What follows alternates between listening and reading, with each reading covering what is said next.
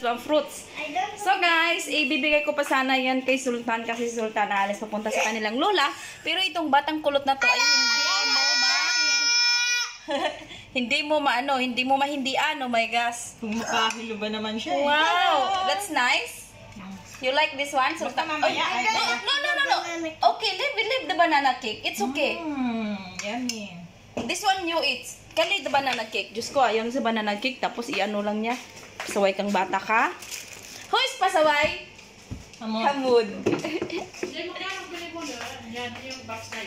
Aling box? Parang nasa, hindi ko sure. Wait lang, tingnan ko mamaya sa price. Bakit?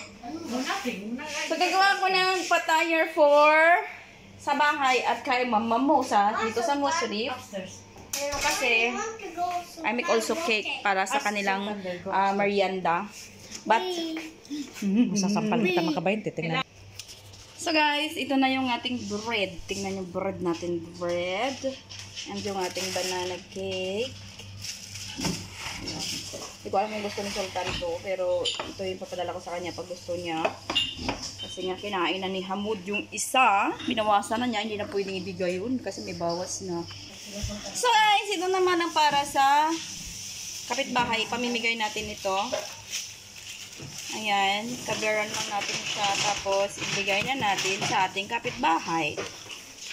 Hamda, say hi. Hi to my vlog. Makulit na bata na yan. So let's go na.